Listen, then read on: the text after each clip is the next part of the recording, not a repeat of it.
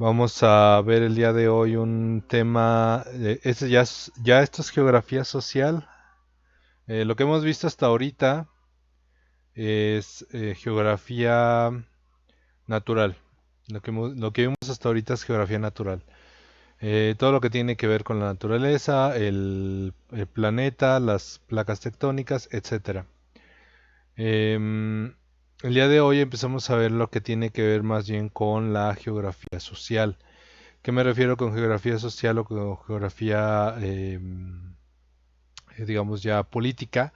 Pues tiene que ver más con la gente que vive en los lugares, por qué vive la gente en un lugar, em, cómo medimos la cantidad de habitantes, qué es lo que se dedican las personas, etcétera, etcétera. El día de hoy entonces vamos a darle prioridad vamos a empezar este tema a partir de ahí.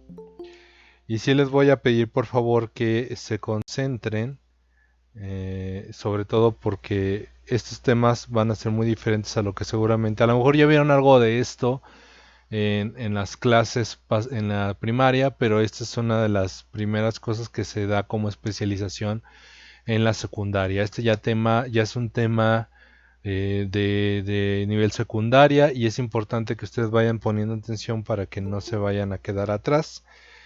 Eh, Déjenme dejar entrar a la última persona y ya. Comenzamos entonces, jóvenes. Para medir la cantidad de habitantes que hay en un lugar, nosotros generalmente hacemos un censo, ¿sí? ¿Qué es un censo? Pues básicamente es un conteo de población. En épocas antiguas, el saber cuántas personas había en tu comunidad era sumamente útil para tener noción de cuánto alimento y provisiones eran necesarias. En el tiempo antiguo, esta era la idea. Ajá. Al momento de crear civilizaciones sedentarias, el conteo de población tiene otro tipo de funciones.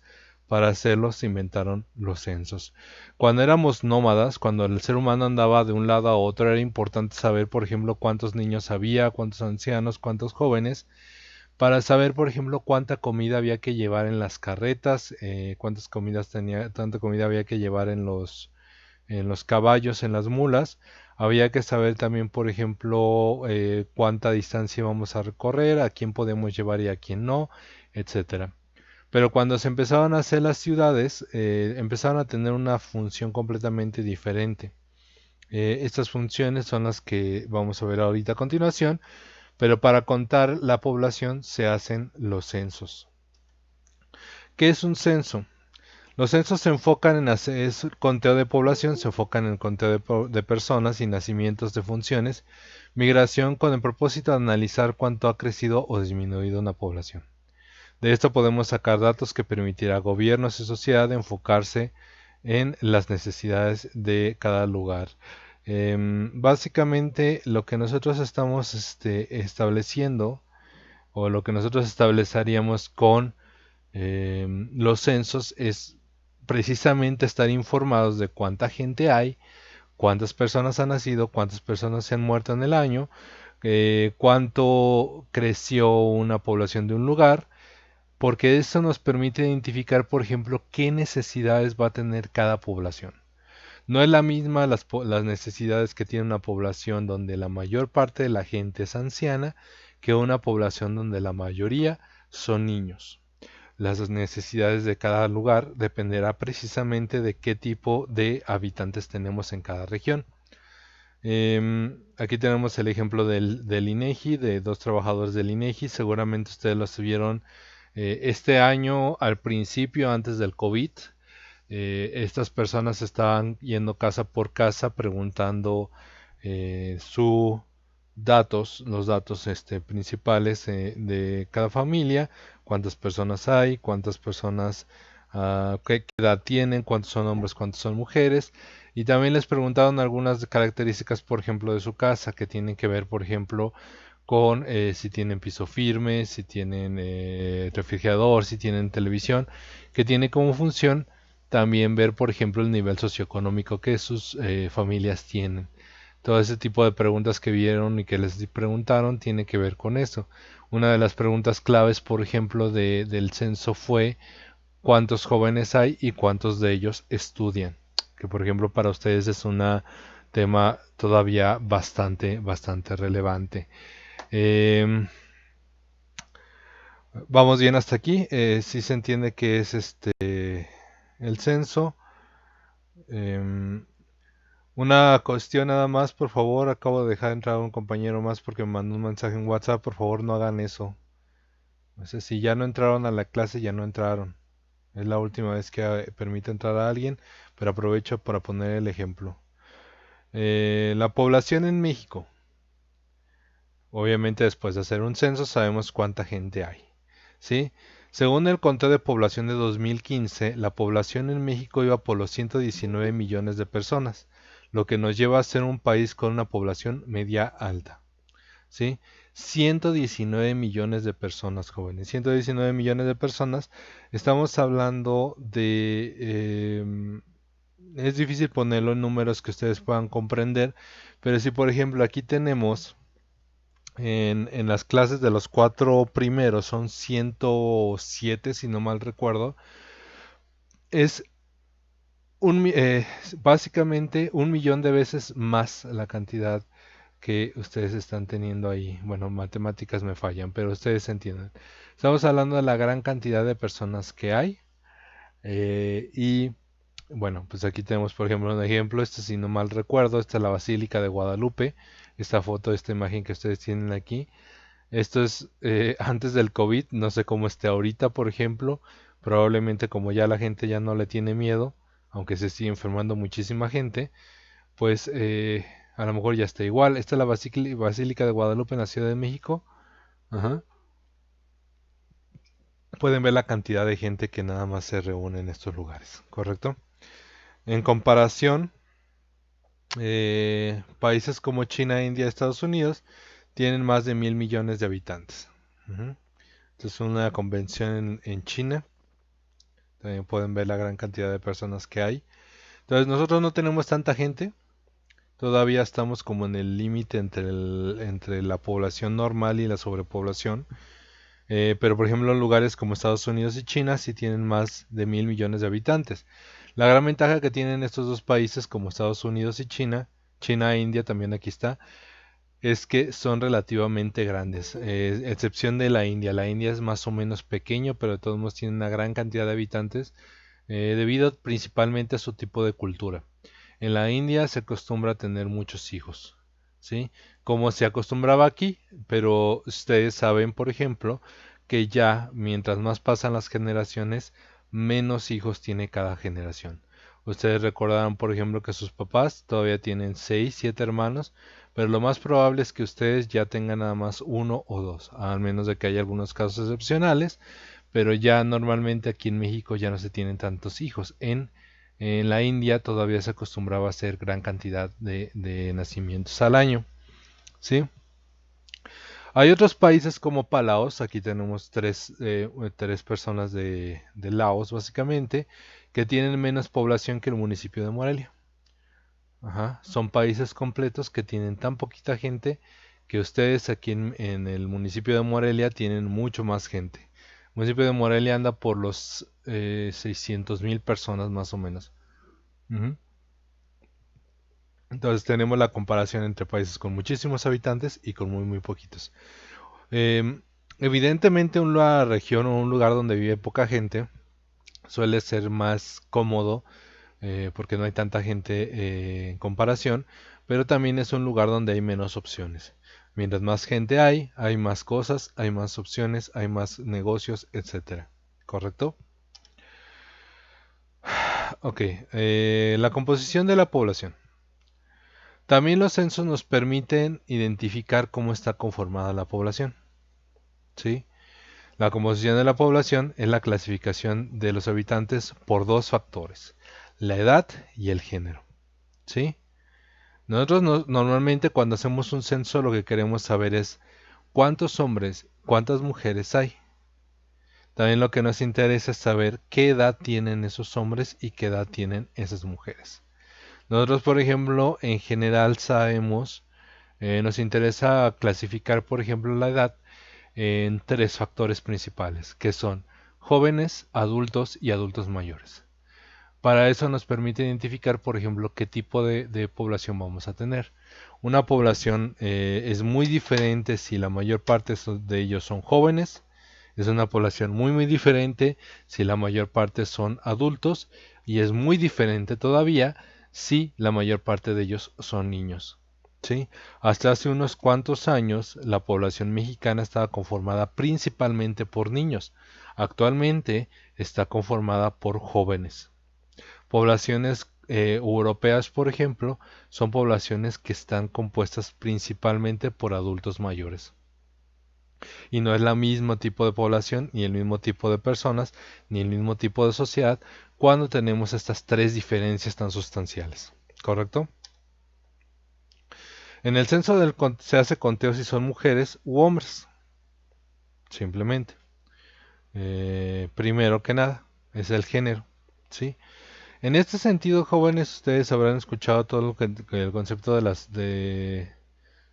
nuevas condiciones o de las nuevas sexualidades que se habla mucho en medios y cosas por el estilo. Un censo no puede contar o no tiene ahorita la capacidad de contar sobre otros tipos de géneros, así que solamente se contea, se cuenta, perdón, se cuenta, solamente se cuenta lo nacido hombre y los nacidos mujeres. Fuera de la decisión personal que cada quien persona, que es bastante respetable, tengan, solamente se pregunta si nacieron hombres o si nacieron mujeres. Ajá. Ya lo demás, insisto, será decisión de cada persona, decisión de cada cultura y decisión de cada sociedad, ¿correcto? En otro sentido, se calcula precisamente si son niños o adolescentes, lo que les decía, jóvenes, si son adultos, ¿sí?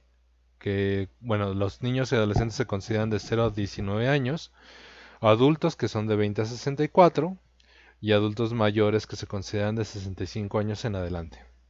Con esta información se puede saber las necesidades de cada país, ¿sí? Repito las edades por si están copiando. Los niños se consideran niños y adolescentes se consideran de 0 a 19, ¿sí? Los adultos de 20 a 64 y los adultos mayores de 65 en adelante. ¿Correcto? A partir de esa información, a partir de que sabemos qué edades tienen, podemos nosotros saber qué tipo de acciones debe llevar a cabo un país. Ujú. ¿Vamos bien hasta aquí? ¿Hay alguna pregunta? ¿Dudas? ¿Comentarios? No, No, maestro. Bueno, ninguna maestra. No, maestro, No, ninguno. continuamos entonces. Para poder llevar el conteo de las pirámides poblacionales, normalmente nosotros lo que hacemos es, digo más bien de tener los datos del censo, nosotros los hacemos en resumen con las pirámides poblacionales. Las pirámides poblacionales básicamente son donde trasladamos toda la información, cuántas mujeres y cuántos hombres, por eso tenemos, por ejemplo, casi siempre estos dibujitos, ¿sí? Em, para determinar si son hombres o mujeres nacidos, y tenemos precisamente esta pirámide que nos permite identificar cuánta gente es en comparación. En este caso, por ejemplo, estamos usando porcentajes. Entonces, por ejemplo, podemos ver en esta población el porcentaje de hombres en comparación con mujeres en un rango de edad específico. Por ejemplo, de 0 a 4 años, tenemos que por ahí del 5% de la población de esta tabla tienen esta edad y son varones. Y sabemos que poquito más, poquito menos que los hombres, hay este porcentaje como de, vamos a ponerle unos 4.5 o 4.7 o algo por el estilo, de porcentaje de niñas nacidas de 0 a 4 años.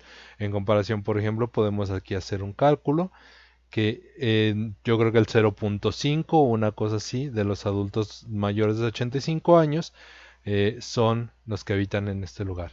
Son varios datos que ustedes seguramente ya supieron hacer en matemáticas, seguramente vieron este tipo de tablas en matemáticas, ujú,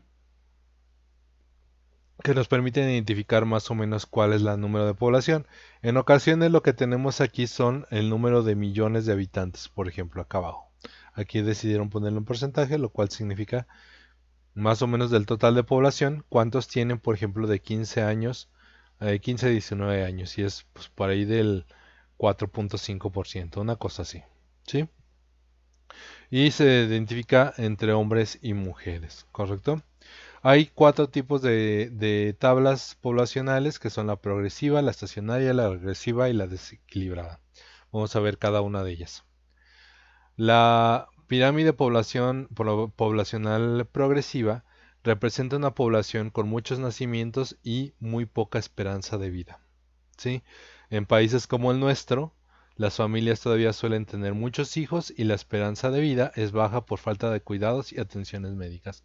Entonces, ustedes se dan cuenta, por ejemplo, en esta, podemos ver que la mayor parte de la población se encuentra hasta aquí, aproximadamente a los 35 años. Después de los 35 años, el número de habitantes empieza a bajar de forma relativamente dramática. Entonces, en estos lugares, lo que tenemos son gran cantidad de jóvenes, tanto hombres como mujeres. En este caso lo ponemos con miles de personas, voy a acercar un poco más, con miles de personas, lo cual representa básicamente que, por ejemplo, nacimientos en este lugar, no tengo aquí qué lugar es, tenemos como aproximadamente 9000 personas en este lugar de 0 a 4 años, ¿correcto? Podemos tener en este tipo de poblaciones lo que nosotros estamos determinando es que el grueso de la población se encuentra en la niñez y la primera parte de la vida adulta. Pero una vez que pasamos la primera parte de la vida adulta, la gente empieza a morir.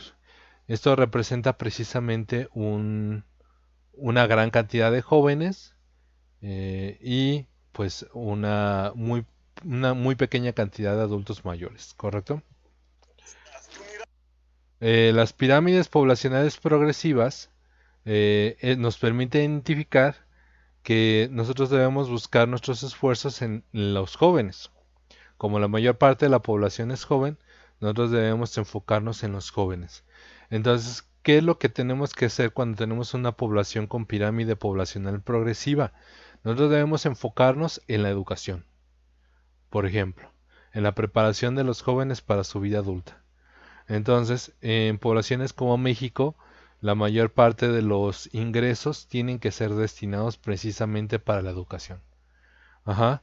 Otra cosa que nos indica es que si se nos están muriendo los viejitos, hay que hacer todo lo posible por atender a los viejitos y entender las necesidades del adulto mayor, incluyendo cosas como pensiones y atención médica adecuada. Si podemos lograr eso, podemos hacer que nuestra población dure mucho más tiempo. ¿Sí? En ese sentido, ustedes pueden entender cuál es la intención de conocer esta información. ¿Sale? Esta es la primera pirámide de población. La segunda es la equilibrada. Representa una población que mantiene los mismos nacimientos y muertes, además de un rango de edades muy similares. Este tipo de poblaciones serán una población con fuerte cultura de la planeación familiar y adecuados servicios médicos. ¿Qué representa una tabla como esta? Una tabla como esta representa que casi todas las familias tienen aproximadamente nada más entre uno y dos hijos. Significa también que precisamente como no hay una sobrepoblación tan fuerte de jóvenes, podemos enfocar nuestros esfuerzos en diferentes áreas, ¿correcto? Entonces son lugares donde todavía hay mucha atención a los adultos mayores, de la misma manera que tenemos atención a los jóvenes. Una pirámide poblacional equilibrada es una población donde también podemos entender que hay muy fuertes vínculos familiares, además de adecuados servicios médicos. En estos países los esfuerzos mayoritarios están en sostener el empleo para los diversos niveles de edad. Dicho de otra manera, jóvenes, esta es una de esas poblaciones, las poblaciones equilibradas son lugares donde todavía tenemos familias con abuelos, padres y nietos. Todavía tenemos estas poblaciones donde los ancianos, los abuelitos, todavía cuidan a los niños pequeños, dando como resultado una población más o menos equilibrada, ¿correcto? Básicamente esta población lo más importante que persigue es generar las condiciones para que la gente siga teniendo trabajo y que siga teniendo un nivel de vida adecuado durante toda su vida. ¿Sí? Esta es la pirámide poblacional ideal, es una de las cosas mencionadas, porque aquí es donde se le enseña a la gente a no tener muchos hijos si no los puede mantener, que es una de las cosas que se busca, por ejemplo, en nuestra cultura mexicana y medio se está tratando de conseguir y está logrando más o menos. ¿Sí? Continuamos en ese sentido. La población regresiva representa una población con pocos nacimientos y por lo tanto poca población jóvenes. En este tipo de países los jóvenes prefieren por diversas razones no tener hijos y también son países con altos niveles de inmigración. En estas poblaciones jóvenes ustedes pueden ver aquí, acerco un poco a la tabla, los niños pequeños son muy pocos y donde realmente se concentra la población son en los jóvenes adultos, ¿sí? En los adultos de la primera comunidad. Normalmente representa también que la gente anciana vive más tiempo, ¿sí? Ustedes pueden ver aquí, por ejemplo, esta si no me equivoco es de Europa. Las mujeres viven más en este lugar, ¿sí? Em, Dando como resultado precisamente que la población sea considerada una población vieja, ¿sí? No con una población joven, sino una población vieja. En Europa es muy común, por ejemplo, que los jóvenes ya no quieran tener hijos y mejor tienen perritos. ¿Por qué? Porque en Europa, por ejemplo, la educación es muy cara. ¿Sí? Los jóvenes, el hecho de que puedas ir a la escuela sale en mucho, mucho dinero y muchos de los jóvenes dicen, ¿para qué gasto en tener hijos si puedo tener afecto por un perrito? ¿Sí? Entonces esta población crece y crece sin hijos, lo cual hace que haya muy pocos jóvenes, ¿correcto? Una población con este tipo de pirámides es lo que llamamos población vieja, muchos adultos y pocos jóvenes. El enfoque del gobierno es en proveer servicios y empleos para la población mayor, mientras incentiva el tener hijos entre los adultos jóvenes para sostener el crecimiento de la población. Ujú. Es común que en estos lugares, sobre todo en lugares donde de plano ya no están haciendo niños, se incentiva con diferentes planes de gobierno el hecho de tener hijos. En regiones, por ejemplo, como Noruega, Suecia y lugares donde no estaban teniendo nacimientos, se empezaban a tomar decisiones como, por ejemplo, dar pensiones de 3 hasta 3 años de licencia económica a las mujeres o los hombres que requieran precisamente cuidar a sus hijos. Aquí en México, por ejemplo, la licencia económica para después de tener un hijo son como de 3 meses. Ajá. En Europa, precisamente por esta necesidad de tener hijos, se llegó a tener hasta 3 hijos, hasta 3 años de, de pensión económica para las personas que tienen o que buscaban tener hijos. Pero aún así es muy común que la gente, precisamente por eso puse esta foto, la gente prefiera tener perros, que prefiera tener mascotas en lugar de tener hijos, porque bueno, los perros representan menos gasto, menos compromiso y más facilidad para vivir una vida plena, entre comillas, para la gente de esa región. Ujú. Una cosa que hay que mencionar también en estos lugares, que como hay tan pocos jóvenes para trabajar, normalmente son los países que tienen más migración. Entonces, por ejemplo, en lugares como París, que es el ejemplo que estoy poniendo aquí, en París, en Francia, se reciben muchísimos inmigrantes africanos que son los encargados de la mano de obra, del trabajo manual. ¿Correcto? Porque como no hay tantos jóvenes que puedan hacerlo, ellos son los encargados de eso. ¿Sí? Continuamos. La pirámide poblacional desequilibrada muestra una desproporción de hombres o mujeres en determinadas edades.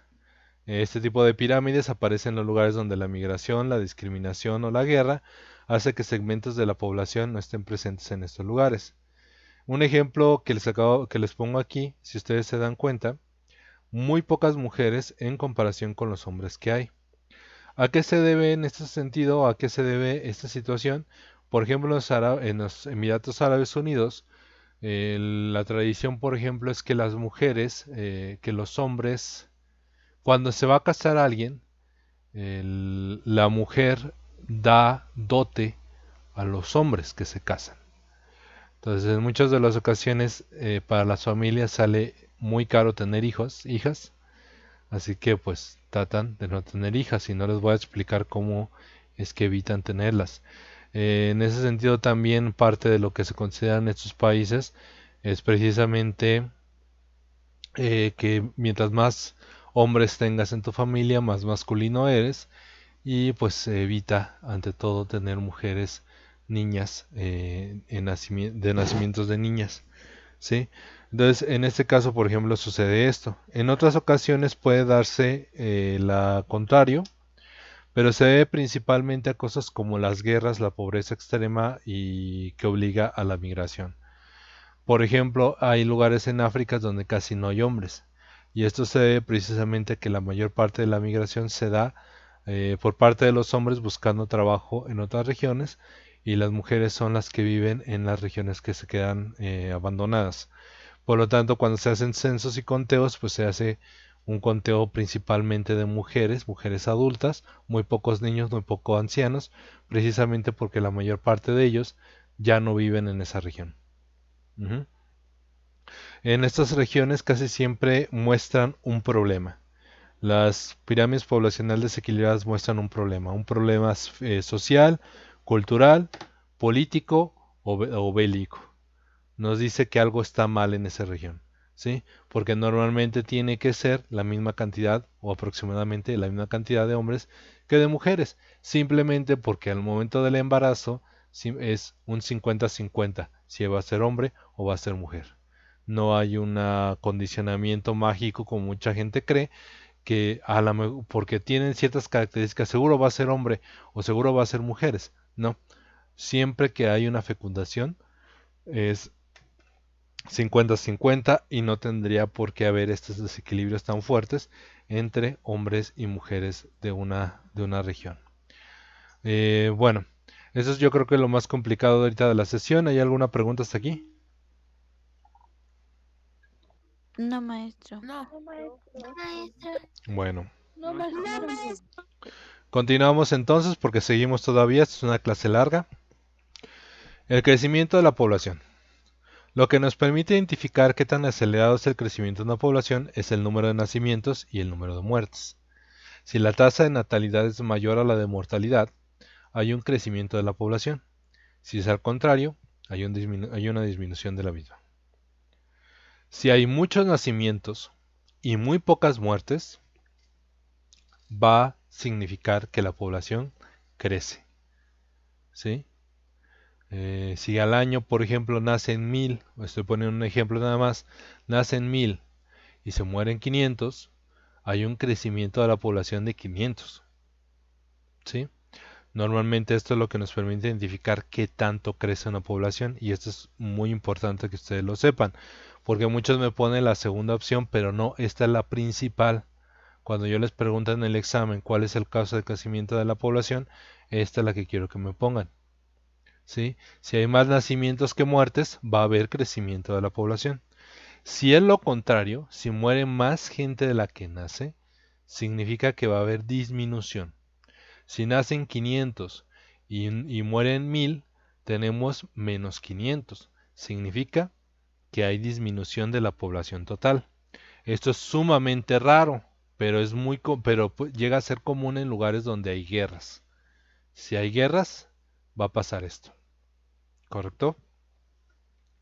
Eh, Otra cosa que nos permite identificar el crecimiento de la población es la migración.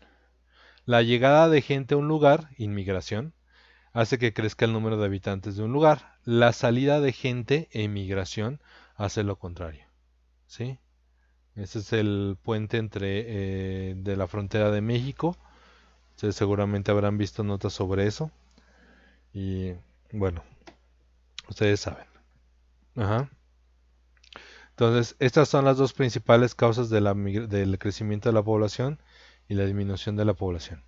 La que yo quiero que me pongan siempre que les haga preguntas en el examen o que tenga que ver con esto es esta, ¿sí? Que nace más gente de la que muere. ¿sí? Es la principal, siempre va a ser la principal, ¿sí? El crecimiento de la población siempre va a depender principalmente de esto. En segundo lugar, esta, ¿sí? La migración, que la gente vaya de un lugar a otro, ¿sí? Bueno, para ir terminando entonces, les pongo el cuestionario de la clase, ¿sí? Exactamente lo que acabamos de ver. ¿Juntamos? Entonces, esto es exactamente lo que es la tarea. Pues básicamente que es un censo, que es la pirámide progresiva, cuál es la regresiva y cuál es la desequilibrada.